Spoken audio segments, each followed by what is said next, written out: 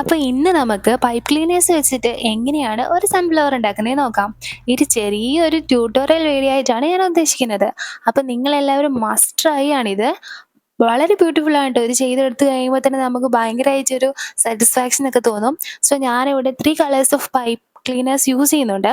അപ്പം 3 കളേഴ്സ് ഏതൊക്കെയാണെന്ന് വെച്ചിട്ടുണ്ടെങ്കിൽ ഓറഞ്ച്, ഗ്രീൻ ആൻഡ് ബ്രൗൺ. അപ്പോൾ ഇത് എനിക്ക് തോന്നുന്നു ഫ്ലിപ്കാർട്ടിലും ആമസോണിലും ഒക്കെ അവൈലബിൾ ആണ്. നിങ്ങൾക്ക് സെർച്ച് ചെയ്താൽ കിട്ടും. പല കളേഴ്സ് അവൈലബിൾ ആണ്. സോ ഞാനിവിടെ ഈ 3 കളേഴ്സാണ് ഉപയോഗിക്കുന്നത്. കാരണം സൺഫ്ലവറിൻ്റെ ഒരു കളറാണല്ലോ ഓറഞ്ച്. സോ ഞാൻ ഓറഞ്ച് കളറാണ് പെറ്റൽസ് ചെയ്യാൻ വേണ്ടി എടുത്തിട്ടുള്ളത്. അപ്പോൾ ട്വിസ്റ്റിങ്ങും ഫോൾഡിങ്ങും ഒന്നും ഞാൻ എക്സ്പ്ലെയിൻ ചെയ്യുന്നില്ല.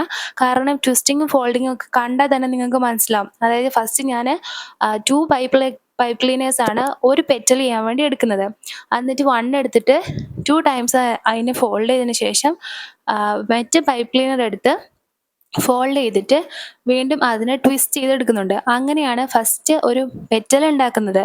സോ ഇങ്ങനത്തെ പല പെറ്റൽസ് നമുക്ക് ആവശ്യമായിട്ടുണ്ട്. അപ്പം നമ്മൾ എത്ര വലുതാണോ അല്ലെങ്കിൽ എത്ര ചെറുതാണോ സൺഫ്ലവർ ഉണ്ടാക്കാൻ ഉദ്ദേശിക്കുന്നത് അതിനനുസരിച്ചുള്ള പെറ്റൽ നമ്മൾ എടുക്കുക.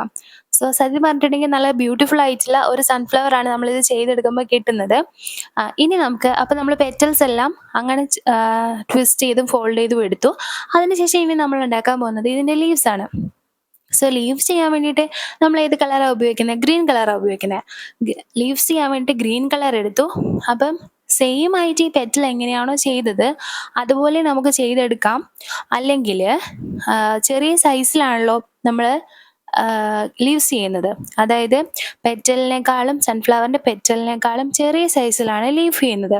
സോ അതിന് വേണ്ടിയിട്ട് ഒരു ലീഫ് ഉണ്ടാക്കാൻ വേണ്ടിയിട്ട് എനിക്ക് ഒറ്റ പൈപ്പ് ക്ലീനറേ എടുക്കേണ്ട ആവശ്യമായിട്ടുള്ളൂ. അപ്പം ഞാൻ ഇതിൽ ചെയ്തത് നോക്കിയിട്ട് ട്വിസ്റ്റ് ചെയ്യാം. ഓക്കെ, ഫോൾഡും ചെയ്യാം. നെക്സ്റ്റ് ഇതിൻ്റെ നടുഭാഗം ഉണ്ടാക്കാൻ വേണ്ടിയിട്ട് ഞാനിവിടെ ഉപയോഗിക്കുന്നത് ബ്രൗൺ കളറാണ്. അതിനുശേഷം ഞാനൊരു ബ്രഷ് എടുത്തിട്ട് ബ്രഷിൻ്റെ ഹാൻഡിൽ ഞാൻ അതിനെ ഒന്ന് ചുറ്റിയെടുത്തതിന് ശേഷം അതൊരു സൈസിലാക്കി എടുക്കുന്നുണ്ട്. എന്നിട്ട് ഞാൻ ഇതിനെ ഒന്ന് റൗണ്ട് ചെയ്ത് എടുക്കുന്നുണ്ട്. ഞാനിവിടെ ഗ്ലൂഗണ്ണാണ് ഉപയോഗിക്കുന്നത്. ഗ്ലൂഗൺ ഉപയോഗിച്ചാൽ നന്നായിട്ട് അത് ഒട്ടിക്കിട്ടത്തുള്ളൂ. സോ നിങ്ങൾ ഗ്ലൂഗൺ തന്നെ ഉപയോഗിക്കുക. ഗ്ലൂഗൺ തന്നെ ഉപയോഗിച്ച് ഇതിനെ നല്ലോണം റൗണ്ട് ചെയ്തെടുക്കുക.